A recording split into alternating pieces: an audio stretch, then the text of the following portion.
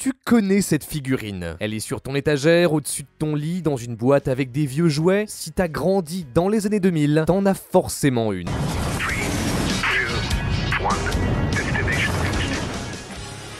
En 2009, 45% des jeunes garçons américains jouaient avec un de ces guerriers cyborgs, figurines articulées à construire toi-même, les Bionicle. De bien des manières, c'était le jouet parfait, le côté SF de Star Wars et Transformers, la collection de Pokémon et les personnages iconiques dignes des films de super-héros. Étalés sur 10 ans, 260 figurines, dont 190 millions vendus rien que la première année, ils ont fait la fortune de Lego. Et ils l'ont même sauvé d'une mort certaine. C'est pas une blague, des mots du PDG, Bionicle est le jouet qui a sauvé Lego. Pourtant, aujourd'hui, ils ont totalement disparu. Pourquoi ? Et surtout, comment ça se fait que 2 décennies plus tard, on s'en rappelle encore si bien? Il y a quelque chose de plus derrière les Bionicle, la pointe d'un iceberg qui a rassemblé une génération entière et dont on ressent encore l'impact aujourd'hui. Moi c'est Théromique, si vous découvrez la chaîne, abonnez-vous, on voit ce qui se cache derrière l'univers des Bionicle.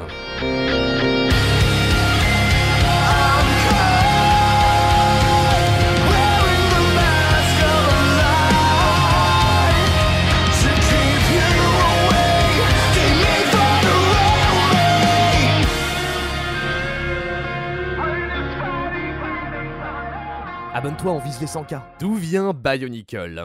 Aujourd'hui, Lego a l'air indétrônable, universel, intemporel, le bac à sable ultime aux possibilités infinies. Il n'y a pas un seul enfant sur Terre qui n'a pas touché au moins une fois une brique en plastique. Pourtant, dans les années 90, Lego ne va pas bien. La faute, un grand changement. Pokémon the movie joins Pokémon the video game and Pokémon the trading card as must-sees and must-haves. C'est dur d'expliquer à quel point Pokémon a bouleversé nos modes de consommation. Avec Yu-Gi-Oh!, Dragon Ball, il a placé le concept de la licence au centre du produit. Maintenant, tu n'achètes plus des petits chevaux en bois, mais des cartes avec un dessin du Pokémon que tu aimes bien à la télé ou dans ton Game Boy. Une révolution de l'imaginaire. Et Lego, avec les châteaux forts, les maisons et les camions de pompiers, fait partie de l'ancien monde. Rapidement, les enfants se désintéressent des briques. L'entreprise stagne, comme si elle avait tapé un plafond de verre. Et en 98, elle est forcée de licencier plus de 1000 employés. La fin est proche,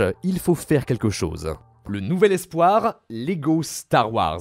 L'aura de la plus grande saga de SF de tous les temps permet aux jouets de se vendre comme des petits pains. L'entreprise comprend enfin la puissance de la fiction. L'ère des licences a commencé. Est-ce qu'il est possible d'acquérir ce pouvoir ? Problème, une grosse partie des bénéfices des sets Star Wars reviennent à Lucasfilm, et donc la marge de Lego est plus faible. Surtout, les ventes dépendent beaucoup de la sortie des films. Ça ne suffira pas à les faire sortir du gouffre, ils doivent créer leur propre univers. Lego se tourne alors vers une de leurs branches, Lego Technique, des modèles plus avancés avec des roues et même des moteurs. Jusque-là, ils se contentaient de faire des voitures, des hélicoptères, mais en 95, Christian Faber, un designer chez Advance, une agence de pub à Copenhague en partenariat avec Lego, a une idée. Au lieu d'un véhicule, et si on faisait un être humain? Avec de l'argile et des pièces de technique, il crée les Cybots, des robots qui me terrifient. Non, enfin, c'est cauchemardesque, dégueulasse. Oh. Mais le potentiel est là. On reprend l'idée et on la remixe pour créer Slicer, ou Throwbots en Amérique du Nord. Des figurines articulées, chacune dans son propre environnement, reliées par des petites histoires. On pouvait même les combiner pour créer d'immenses créatures. Ça motivait les enfants à toutes les collectionner. Pour faire monter encore plus l'engouement, certains sets ne sont disponibles qu'en quantité limitée, comme des trésors dans des magasins. Tout ça, pour Lego, c'est complètement nouveau. Mais ça marche. 100 millions de dollars de recettes rien qu'en 99. Il a posé toutes les bases. L'année suivante, Christian Faber et son équipe pivotent sur les Robo Riders, des motos vendues dans des capsules. Ça marche moins bien, mais Faber a une autre idée. L'étape suivante était de trouver une histoire qui se poursuivrait d'année en année. Et tous les ans, on ferait en sorte d'aller plus loin dans cet univers. À la base, le concept s'appelle Bonehead of Voodoo Island, un groupe de guerriers élémentaires sur une île. Pensés pour le combat, les têtes des figurines étaient faites pour se détacher si on les frappait assez fort. Ça marche pas des masses, c'est un peu trop violent pour les enfants et en plus, tu perds facilement les pièces. La solution, c'est le masque. Interchangeable, fait pour la customisation et la collection, c'est l'idée qui donne naissance à Bionicle. Sur l'île de Matanui, 6 puissants héros s'élèvent contre les forces du mal. Pour réussir, ils doivent trouver les masques du pouvoir. Rejoins-les dans leur quête contre le mal. Des capsules s'échouent sur l'île de Matanui. À l'intérieur, 6 Toa, des guerriers en maori. Guidés par Tau, Toa du feu, ils explorent les environs, rencontrent différentes tribus et affrontent les Rai, créatures bestiales contrôlées par un esprit maléfique qui sommeille dans les profondeurs. La base d'une histoire qui mêle robots, science-fiction, magie, biologie. Et mon Dieu, qu'est-ce que ça a marché! 160 millions de dollars rien qu'en 2001, alors que tous les autres produits Lego encaissent de lourdes pertes, Bionicle est au sommet. Élu jouet le plus innovant de l'année, à lui seul, ses bénéfices portent la totalité de l'entreprise. Chacun avec leurs couleurs et leurs armes uniques, vendus dans des capsules, les Bionicle ne ressemblent à aucun autre jouet de l'époque. Ils attirent la curiosité de n'importe quel enfant qui passe devant eux. Lego n'attend pas une seconde et met toutes ses ressources dessus. Rapidement, de nouveaux sets sortent et étendent l'univers de Matanui. Par exemple, les Borok, premiers vrais méchants de Bionicle. Bien plus menaçants que les Rai, leur tête se déplie pour donner un coup puissant qui éjecte les masques des Toa avant de les infecter avec leur propre masque spécial. En plus, une fois que tu les as assemblés, tu peux les accrocher à l'intérieur de leur capsule comme un insecte dans un cocon.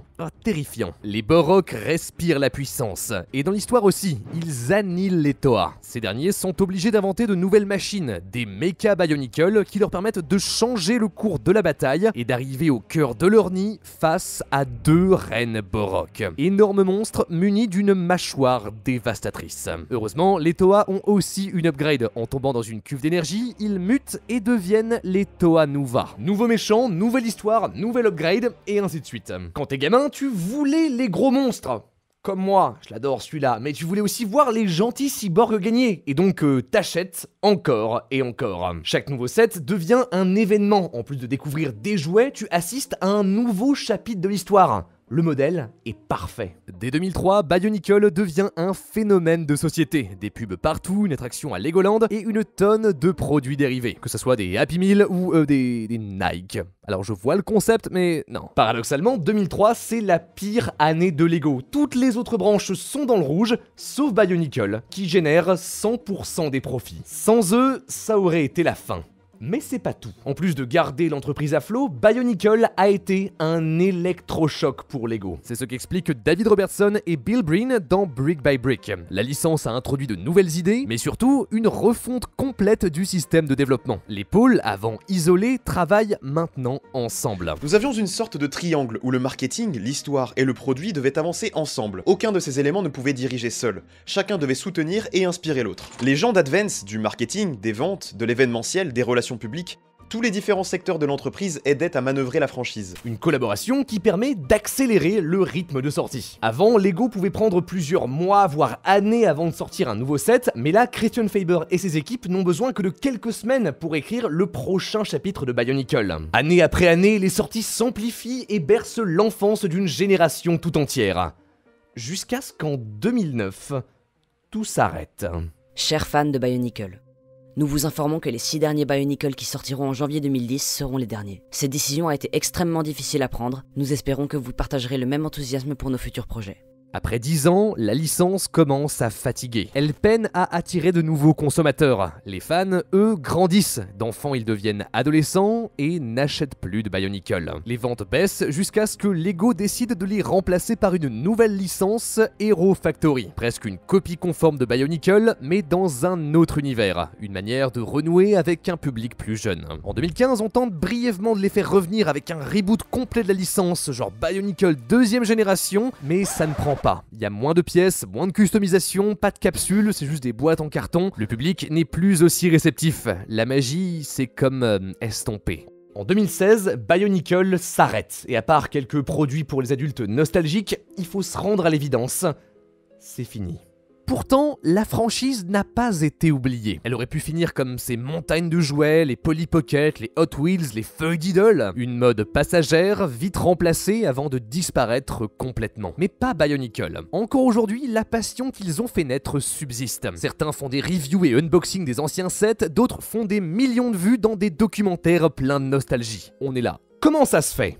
En gros, En quoi Bionicle est spécial? J'ai découvert Bionicle assez jeune, à travers des petits magazines publicitaires à la fin des manuels Lego. Des courtes BD accompagnées d'affiches montrant des guerriers venus d'un univers dont j'ignorais encore tout. Rapidement, j'ai compris que c'était plus qu'un jouet. C'est la vision de Christian Faber. Dès le début, quand il présente les Cybots, il en parle comme d'une expérience multimédia. Une figurine entourée d'un univers interactif qu'on explore à travers les BD, mais aussi les films et les jeux vidéo. And what if we could give it sort of the full-blown movie treatment? Pour Bionicle, la base de tout ça, c'est un jeu Flash. Dans le site de Newgrounds ou alors jeuxgratuit.com, rien à télécharger, tout est sur un site internet. On démarre seul, sur une plage, devant une capsule ouverte. On fait quelques pas jusqu'à ce que...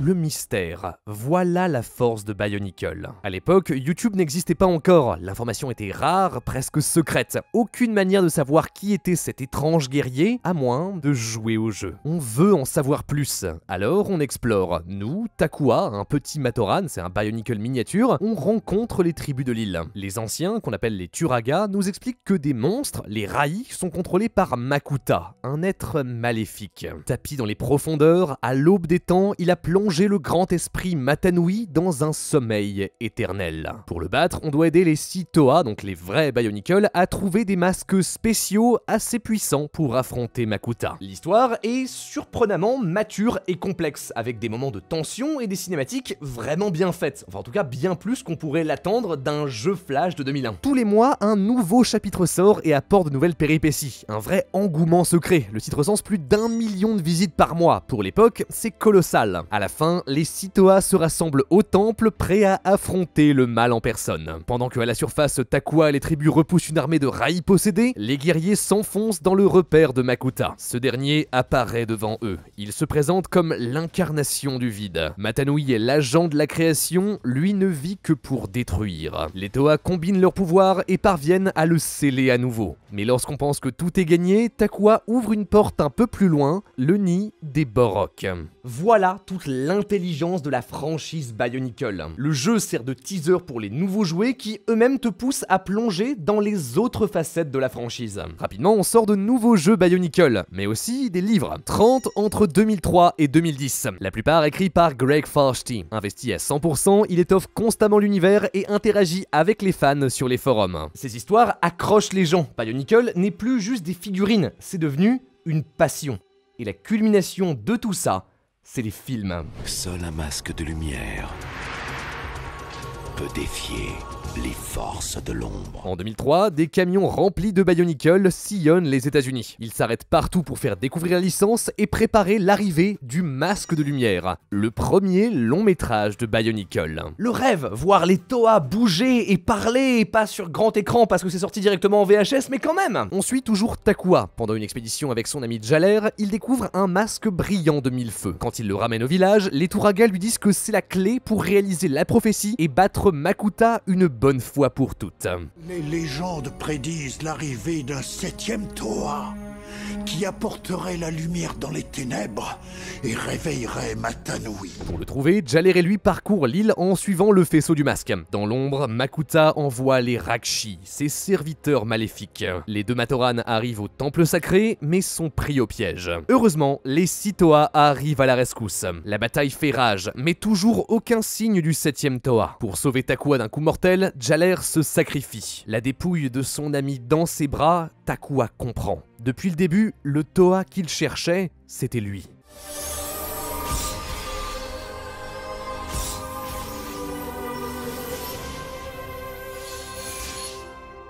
Dans sa nouvelle forme, Takua repousse les Rakshi et part affronter directement Makuta. Ils se battent et dans une déferlante d'énergie, ils finissent par fusionner. L'ombre et la lumière, réunis avec un seul but, réveiller l'esprit divin, Matanui. Il ouvre la porte, ramène Jaler à la vie, puis Takua se resépare de Makuta. Tous les héros sont ensemble. Le rituel pour réveiller Matanui commence c'est la fin. Enfin, ça c'est ce que t'as compris si tu regardes juste le film. L'histoire est plus complexe. Dans les BD et les romans, on apprend que la porte que Takua ouvre est en fait l'entrée vers Metru Nui, une gigantesque cité souterraine qui est en fait le corps de Mata Nui. Le Grand Esprit est un robot géant, créé il y a des milliers d'années par des êtres encore plus anciens pour explorer le cosmos, créant la vie partout où il passe. Au départ, les Matoran vivaient en symbiose à l'intérieur de lui. Alors ça je connais, c'est Macross. Jusqu'à ce qu'une de ses créations, les Makuta, le trahisse. Leur chef, Makuta Teridax, le méchant du film, lui injecte un virus qui le paralyse totalement. Mata Nui s'écrase alors sur une planète aquatique, formant l'archipel que l'on connaît. Cette histoire, c'est celle du deuxième film, Les légendes de Metru Nui. Bientôt, l'esprit divin va s'endormir. Bien avant le premier volet, au bout de multiples conspirations, Makuta a réussi à se faire passer pour un Turaga et dirige la cité. Il envoie alors ses chasseurs des ombres éliminer tous les Toa. Le dernier survivant transmet ses pouvoirs à 6 Matoran, qui deviennent les nouveaux protecteurs de Metru Nui. Il démasque Makuta, mais c'est trop tard. Il a enfermé tous les Matoran dans des capsules. Son plan, se débarrasser des Toa et de Mata Nui, puis effacer la mémoire de tous ses prisonniers, avant de se présenter comme leur leader suprême. La bataille éclate, Makuta semble inarrêtable, mais les héros parviennent à unir leurs forces et le sceller. Malheureusement, tout ne va pas bien. Mata Nui est mourant et les Matoran sont toujours captifs. Il faut les libérer. C'est le troisième film. Les Sitoa retournent à Metru Nui et font face aux Visorak, une armée d'araignées robotiques contrôlée par une reine maléfique qui veut libérer Makuta de sa prison. Elle capture les héros et les infecte avec son venin. Leur apparence change et plus le temps passe, plus les Toa tombent sous son contrôle. À tel point que Vakama, le rouge, passe à l'ennemi. Commence alors un combat fratricide qui se règle avec un bon discours larmoyant. Je suis désolé d'avoir douté de toi. Notre force vient de notre union, Vakama. Ce qui signifie que tu ne peux pas être fort sans nous. De nouveau réunis, les Toa vainquent la reine. Mais dans la bataille, Makuta parvient à sortir de sa prison. Leur mission continue. Ils ramènent les Matoran emprisonnés sur l'île de Mata Nui, puis pour les libérer, les héros sacrifient leur pouvoir et deviennent les Turaga, les vieux sages du premier film. La boucle est bouclée. Voilà, certains ont le Seigneur des Anneaux, moi, ma trilogie, c'est ça. Bionicle est un iceberg. Les jouets ne sont que la pointe d'un univers gigantesque. Ça prendrait des heures pour passer en revue tous les livres, BD, jeux, et ce mec l'a fait, je vous le mets lien en description, attention, ça dure 10 heures. La richesse du monde que Greg Fasty, Christian Faber et leurs équipes ont construit est juste folle. Même si paradoxalement, c'est aussi ce qui explique sa fin. Au début, cet univers était frais et simple d'accès, mais en 10 ans, le lore de Bionicle est devenu lourd, cryptique. Déjà que moi, qui fais ça à temps plein, j'ai galéré à comprendre ce qui se passe, alors pour un gamin, impossible. Bionicle est devenu opaque, et Lego le sait. En 2009, il tente de corriger le tir avec un nouveau départ.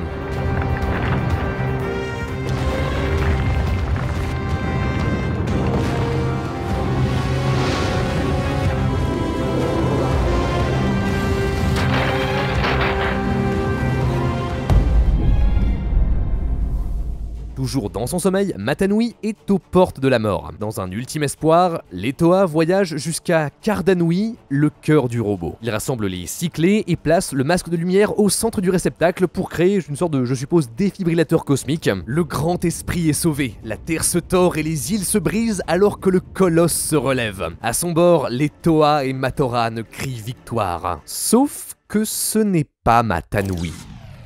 Makuta a orchestré son ultime complot. Juste avant son réveil, il s'est infiltré dans l'esprit de Mata Nui et a pris le contrôle de son corps. Plus rien ne peut l'arrêter. Les Toa et les Matoran se retrouvent piégés à l'intérieur du géant, condamnés à une vie d'esclave. Mais la conscience de Mata Nui résiste. Elle se replie à l'intérieur du masque de lumière et parvient à s'échapper. Il dérive dans l'espace jusqu'à s'écraser sur Barra Magna, les ruines de la planète où il avait été construit par les êtres anciens des millénaires plus tôt. Mata Nui se reforme un corps et rencontre les Glatorian, des guerriers de différentes tribus locales sous la menace constante des Skrulls, une légion de cyborgs maléfiques. Mata Nui affronte leur chef et unit les tribus pour les repousser. Il découvre alors les restes d'un autre robot géant, un prototype construit par les anciens. Que va-t-il faire ensuite ?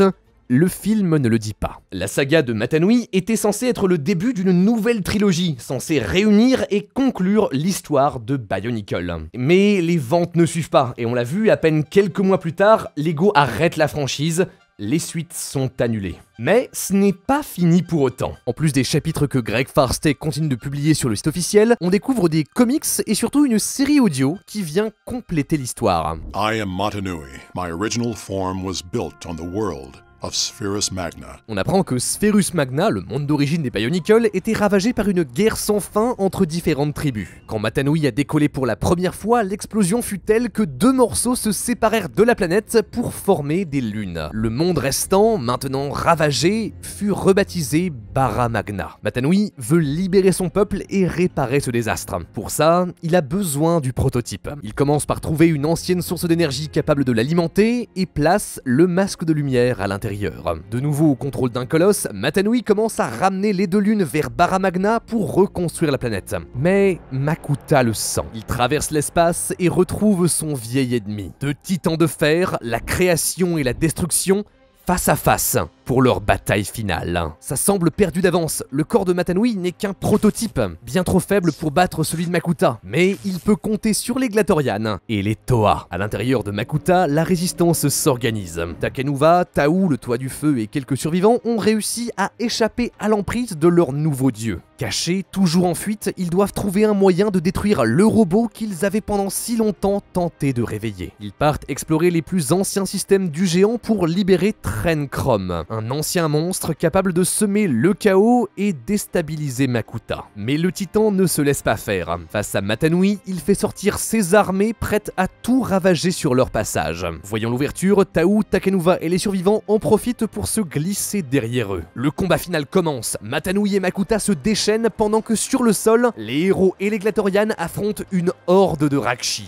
Une bataille légendaire digne des plus grandes sagas de SF, qu'on ne verra malheureusement jamais sur le grand écran. Sans le support de Lego, l'équipe de Bionicle n'a pas les moyens de faire un nouveau film, mais ils peuvent compter sur la communauté.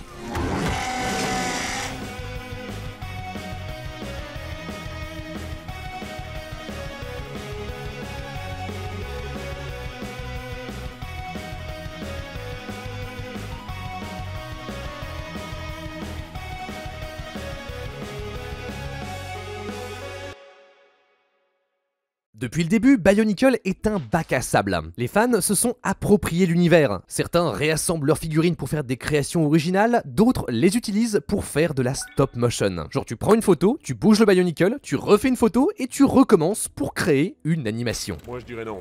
Courez! Oui, ça c'est ma voix. Alors très peu de gens le savent, mais il y a 7-8 ans, j'ai participé à Bionicle Crossover, une série en stop motion faite par ma très bonne amie Gwen. D'ailleurs, elle est toujours active sur internet, sa chaîne est en description. Si vous pouvez vous abonner à ce qu'elle fait, ça fait très plaisir. La commu Bionicle est une vraie ruche créative, remplie de pépites, des scènes comme la première bataille contre Makuta réanimée jusqu'à des films tout entiers, avec genre un scénario original. Pense au travail monstrueux que ça a demandé. Et c'est sans parler de ceux qui écrivent des histoires, qui font des modes Bionicle dans d'autres jeux ou qui créent leur propre fangame. Certains, finalement, remplissent les trous et donnent vie à ce qui n'était jusque-là que des lignes sur un site internet. Et c'est grâce à eux qu'on a pu découvrir en images la conclusion de l'univers Bionicle.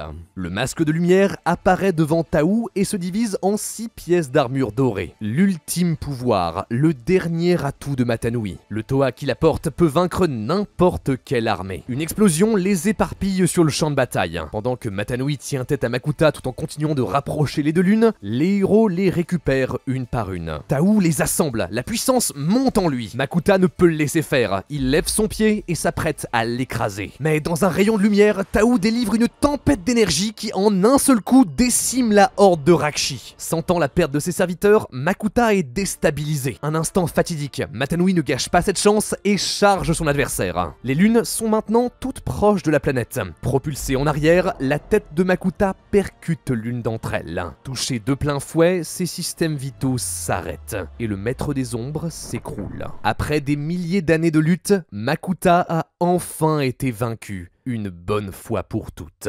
Matanui finit de réunir les deux lunes avec Baramagna et utilise ses derniers pouvoirs pour soigner la planète. Les déserts se transforment en forêt alors que les Matoran sortent de la dépouille du colosse pour démarrer leur nouvelle vie en paix. L'heure est venue. Tout voyage a une fin, mais celui-ci annonce aussi un nouveau départ. Tout ce qui a précédé n'a servi qu'à donner naissance à ce nouveau jour. Portez-vous bien, soyez forts et prenez soin de ce monde et des autres. Adieu. Voilà l'histoire de Bionicle, une saga légendaire qui transmet des valeurs profondes, mais que finalement peu de personnes ont vu. Bien que épique, cet affrontement final est dur à trouver, même quand on sait ce qu'on cherche. Et surtout, il ne règle pas le problème. Une dizaine de personnages, une montagne de lore, c'est pas comme ça qu'on attire un nouveau public. Quand on voit ça, on comprend pourquoi la franchise a fini par s'arrêter. La saga de Matanui est le graal de tout fan de Bionicle, mais ce n'est pas pour lui qu'on se rappelle de la licence. Alors, pourquoi est-ce qu'on se souvient de Bionicle ?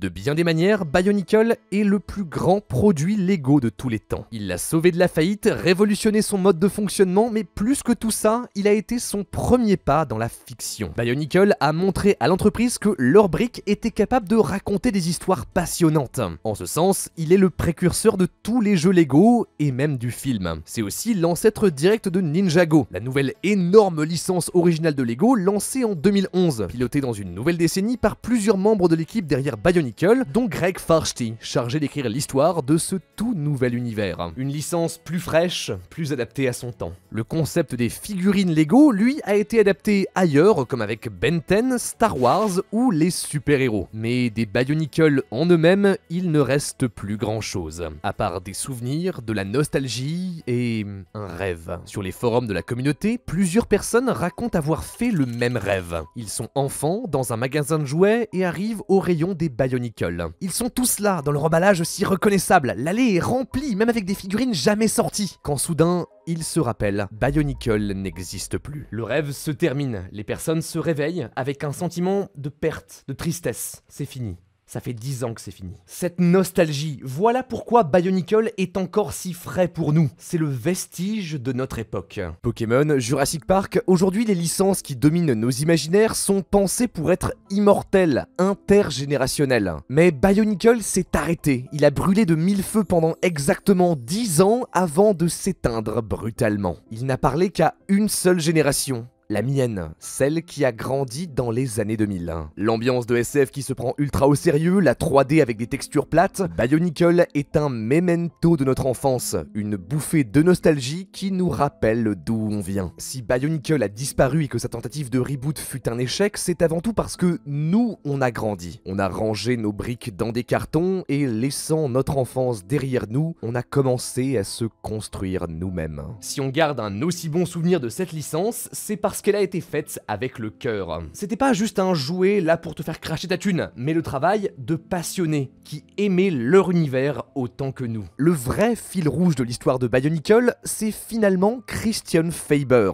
co-créateur de la franchise, celui qui a eu l'idée des Cybots. Sans diplôme, il arrive à se faire engager chez Advance et s'occupe du marketing de Lego. Mais le mois de son arrivée, il découvre un point noir dans sa vision. Les médecins lui disent qu'il a une tumeur au centre du cerveau. Heureusement, c'est pas un cancer, c'est juste une boule. Mais pour éviter que ça en devienne un, il doit prendre des pilules avec de gros effets secondaires. Pendant 10 ans, tous les jours, il va au travail de ses rêves en rampant. Courbé par les nausées et la douleur, il se repose sur le sol des toilettes de l'entreprise, la tête posée contre un rouleau de papier toilette. Seul, il réfléchit. Il prend conscience que le monde entier est fait de chimie. Il imagine la vie des molécules qu'il prend jour après jour. Cette armée de soldats mécaniques débarquant sur une île qui leur est inconnue, là pour éliminer un mal profond et soigner un corps endormi. Voilà d'où vient vraiment Bionicle. Au bout de 10 ans, la médecine avance et un nouveau traitement voit le jour sans effet secondaire. Faber retrouve enfin sa vie normale, mais se sert de cette épreuve comme un moteur créatif.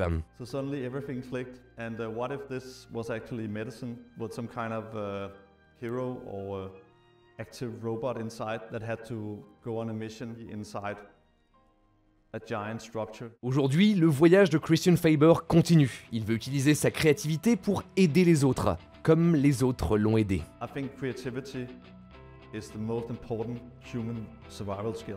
Il travaille sur de nouveaux projets comme Rebel Nature ainsi qu'un possible retour de Bionicle en réalité virtuelle. Il a transmis à une génération entière la passion de la créativité, le fantasme d'univers plus vaste, macro et microscopique, guidé par les vertus d'unité, de devoir et de destinée, le rêve de Bionicle. For turning all these different challenges into something that's playable, that's exactly what storytelling can do, and that's what creativity can do. Merci beaucoup d'avoir regardé cette vidéo jusqu'au bout, c'était Théoromique, n'hésitez pas à vous abonner et à partager la vidéo si elle vous a plu. Cette vidéo a été inspirée par le livre Brick by Brick ainsi qu'une grosse vidéo sur le YouTube américain que je vous encourage à aller voir, elle est vachement bien. Les liens sont en description donc allez voir ça. Sur ce, abonnez-vous, croyez en l'âme des cartes, à la prochaine.